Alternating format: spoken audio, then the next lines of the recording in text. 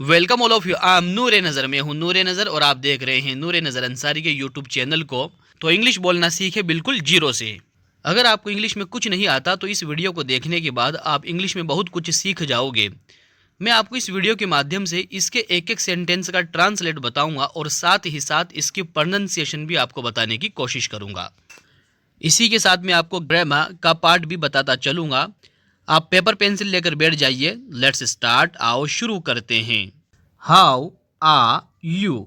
How यानी कैसे, आ यानी हैं या हो, यू यानी तुम या आप।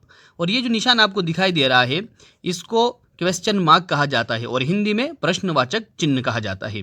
यहाँ पर जो आपको ARE दिखाई दे रहा है इसको आ पढ़ते हैं, न कि आर। आर नहीं बल्कि आ।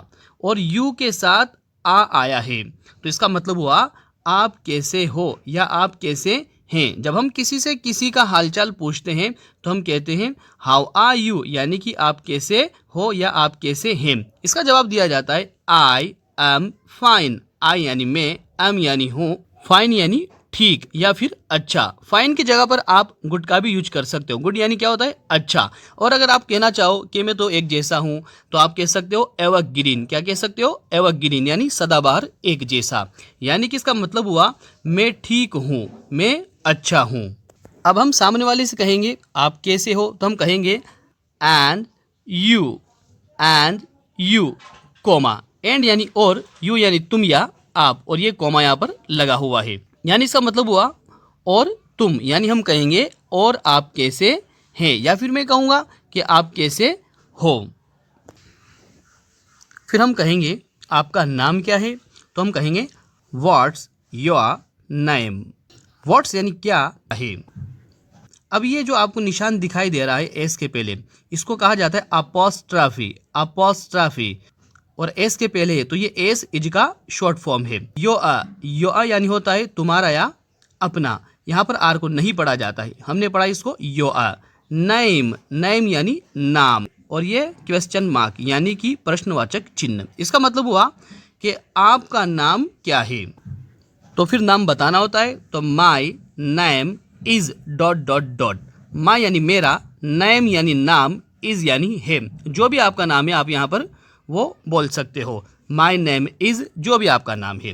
फिर हम पूछते हैं आगे कि आप क्या करते हो तो हम उसको इंग्लिश में कहेंगे what do you do. What do you do. What यानी क्या, डू यहाँ पर हेल्पिंग वर्ब है। क्या है, हेल्पिंग वर्ब जो यू के पहले आया है। और डू मैन वर्ब, और ये क्वेश्चन मार्क यानी प्रश्नवाचक चिन्ह।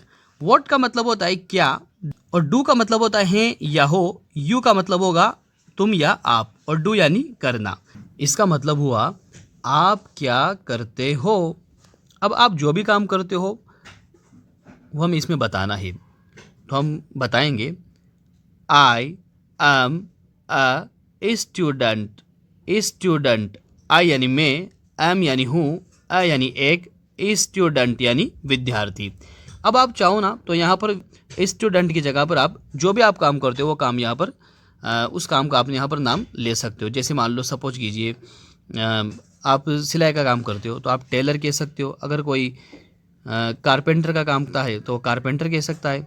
जो भी आप काम कर सकते हो वो यहाँ पर इसमें आपको बताना है। तो मैंने बताया आई एम अ स्टूडेंट, यानी कि मैं एक विद्यार्थी हूँ। आप जो भी हो वो बताना। फिर जब बात आगे बढ़ती है तो हम पूछते हैं सामने वाले से आप कहाँ रहते हो तो हमें वेयर डू यू लिव। वह यानी कहाँ, डू यानी हैं या हो, यू यानी तुम या आप, लिव यानी रहना, और ये क्वेश्चन मार्क यानी कि प्रश्नवाचक चिन्ह है। इसका मतलब हुआ आप कहाँ रहते हो या कहाँ रहते हैं। फिर आप जहाँ पर भी रहते हो उस जगह का हमें नाम बताना है। तो आई लिव इन इंडिया। आई यानी मैं, लिव यानी रहना, इन यानी मैं, इंडिया यानी भारत। मैं भारत में रहता हूँ।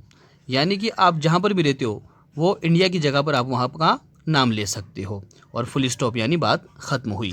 ये जो पढ़ा है इसका आपको हिंदी में लिखा हुआ पेज आगे मिल जाएगा। तो देखते रहिए और बने रहिए। आपको ये वीडियो कैसा लगा। अपन ने जो पढ़ा है ये उसी का हिंदी लिखा हुआ पेज है। आप चाहो तो इसका स्क्रीनशॉट ले लें। नेक्स्ट वाला आगे देखते हैं। अब बात को थोड़ा आगे बढ़ाते हैं। ओके, ओके यानी ठीक है। I am going now. I यानी मैं, एम यानी हूँ, और एम यहाँ पर आई के साथ आया है। गोइंग, गोइंग यानी जा रहा, गो यानी जाना, और यहाँ पर आईएनजी लगा हुआ है, तो इसका मतलब हो गया जा रहा। नाउ यानी अब। इसने कहा ओके ठीक है, मैं अब जा रहा हूँ। जब हमसे कोई कहता है कि मैं अब जा रहा हूँ, तो हम कहते हैं तुम अब कहाँ जा रहे हो, तो इसकी इंग्लिश बनाते हैं, है ना। तो हम उसको पढ़ते हैं, where are you going now. Where यानी कहाँ, आ यानी है या हो, यू यानी तुम या आप, गोइंग यानी जा रहा, नाउ यानी अब, और ये क्वेश्चन मार्क यानी हिंदी में इसको कहेंगे प्रश्नवाचक चिन्ह। यानी इसका मतलब हुआ तुम या आप अब कहाँ जा रहे हो। जब कई बार होता है जब कोई जाता है तो वो कहता है अरे जरूरी काम है, तो इसको इंग्लिश में बोलते हैं आई हैव एन अर्जेंट वर्क। मैंने इसको पढ़ा अर्जेंट, यहाँ पर आर को नहीं पढ़ा जाएगा, और यहाँ पर वर्क यानी यहाँ पर भी आर को नहीं पढ़ा जाएगा। आई यानी मैं, हैव यानी है, एन यानी एक, अर्जेंट यानी जरूरी या बहुत जरूरी, वर्क यानी काम। तो हम इस सेंटेंस का अर्थ लेंगे कि मुझे एक बहुत ज़रूरी काम है, या फिर मैं कह सकता हूँ कि मुझे एक ज़रूरी काम है। मैंने यहाँ पर आपको आई का मैं बताया, लेकिन वाक्य के हिसाब से इसका इस्तेमाल हुआ मुझे, कि मुझे एक ज़रूरी काम है। अगर हम बोलेंगे मैं एक ज़रूरी काम है तो थोड़ा इतना जमेगा नहीं, है ना। तो हम क्या कहेंगे, मुझे एक ज़रूरी काम है। Please tell me your work. अब यहाँ पर भी हमने आर को नहीं पढ़ा, इसको पढ़ा योर, और यहाँ पर भी हमने इसको वर्क पढ़ा, आर को नहीं पढ़ा। प्लीज़ यानी कृपया, टेल यानी बताना, मी यानी मुझे, योर यानी अपना, वर्क यानी काम। तो इसका मतलब हुआ कृपया मुझे अपना काम बताओ या बताना। उसने कहा ना कि मुझे एक जरूरी काम है, I have an urgent work, तो please tell me your work. तो उसने कहा कृपया मुझे अपना काम बताओ। तो फिर कई बार कहा जाता है माफ़ करना मैं तुम्हें नहीं बता सकता। अब इसको कैसे इंग्लिश में बोलते हैं, sorry I can't tell you. Sorry यानी माफ़ करना, आई यानी मैं, कांट अब यहाँ पर कैन नॉट यानी कैन नॉट, तो ये हो गया कैन यानी सकना और नॉट यानी नहीं, तो नहीं सकता। टेल यानी बताना, यू यानी तुम्हें या आपको। ये कह रहा है सॉरी माफ़ करना, आई कांट टेल यू मैं तुम्हें नहीं बता सकता। फिर कई बार कहा जाता है भाई क्यों नहीं बता सकता, तो वाई नॉट, वाई यानी क्यों, नॉट यानी नहीं, क्यों नहीं, और ये क्वेश्चन मार्क यानी प्रश्नवाचक चिन्ह। फिर कहते ना क्योंकि तुम वो काम नहीं कर सकते, तो फिर because you can't do that work. Because यानी क्योंकि, यू यानी तुम या आप, कांट यानी नहीं सकते, डू यानी करना, दैट यानी वह या वो, वर्क, वर्क यानी काम। अब वो कह रहा है क्योंकि तुम वो काम नहीं कर सकते, I can do much for you. यहाँ पर भी आर को नहीं पढ़ा जाएगा, इसको फॉर नहीं बल्कि फॉर पढ़ा जाएगा। आई यानी मैं, कैन यानी सकना, डू यानी करना, मच यानी बहुत कुछ, फॉर यानी के लिए, यू यानी तुम या आप। अब इसका मतलब क्या लेंगे हम, कि मैं आपके लिए या मैं तुम्हारे लिए बहुत कुछ कर सकता हूँ। अब ये जो अपन ने पढ़ा है, सबसे पहले आपको मुझे बताना है कि आपको कैसा लगा। फिर अब इसी का आपको आगे पेज मिलेगा जिसके नीचे हिंदी लिखी हुई है, तो बने रहिए, आगे पढ़ते हैं, आगे देखते हैं। ये हिंदी वाला पेज आ गया, आप इसका इस चाहो तो स्क्रीनशॉट ले लेना और अच्छे से इसको पढ़ना, आगे पढ़ते हैं। अब उसने कहा कि मैं आपके लिए बहुत कुछ कर सकता हूँ, तो फिर कई बार क्या होता है, अरे यहाँ आओ मेरी बात तो सुनो, कई बार ऐसे कहा जाता है। इसको इंग्लिश में कैसे बोलते हैं देखते हैं, है अरे come here and listen to me. है यानी अरे, कम यानी आना या आओ, हियर यहाँ, एंड यानी और, लिसन टू मी मेरी बात सुनो या मेरी बात को ध्यान से सुनो या सुनिए। तो फिर इसका मतलब क्या हुआ कि अरे यहाँ आओ मेरी बात को ध्यान से सुनो, या फिर हम कह सकते हैं अरे यहाँ आओ मेरी बात तो सुनो या सुनिए। ही कैम बैक, ही यानी वह, कैम यानी आया, ये कम की सेकंड फॉर्म है, कैम यानी आया, बैक यानी वापस, वह वापस आया। जब कोई इंसान वापस आया तो हम कहते हैं कि एक कुर्सी लो। टेक अ सीट, टेक यानी लेना, अ यानी एक, सीट यानी कुर्सी, यानी एक कुर्सी लीजिए या कुर्सी लेना। मैं आपकी मदद करना चाहता हूँ, तो I want to help you. I यानी मैं, वॉन्ट यानी चाहना, टू हेल्प यानी मदद करना, फॉर यानी के लिए, यू यानी तुम या आप। अब इसका मतलब होगा कि मैं आपके लिए मदद करना चाहता हूँ, या फिर हम कह सकते हैं मैं आपकी मदद करना चाहता हूँ। अब मदद कैसे करेगा, तो ये कह रहा है कि कुछ उपहार या गिफ्ट्स रखिए।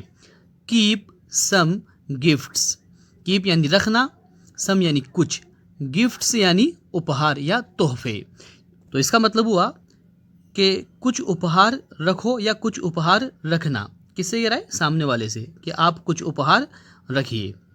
Thank you very much, thank यानी शुक्रिया या धन्यवाद, यू यानी तुम या आप या आपका, वेरी मच यानी बहुत अधिक या बहुत बहुत। अब हम इसका अर्थ लेंगे कि आपका बहुत बहुत शुक्रिया या धन्यवाद, या फिर हम कहेंगे कि आपका बहुत अधिक धन्यवाद या शुक्रिया। अब उसने उसको उपहार दे दिए, गिफ्ट्स दे दिए और शुक्रिया अदा कर दिया, तो अब वो क्या कहेगा, take care of your self. Okay, take care यानी ध्यान रखना या ख्याल रखना, ओ यानी का, योर सेल्फ अपना या स्वयं, ओके यानी ठीक है।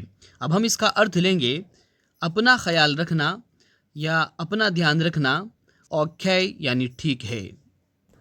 ये जो अपन ने पढ़ा, इसका पेज आपको आगे हिंदी में लिखा हुआ मिल जाएगा, बने रहिए।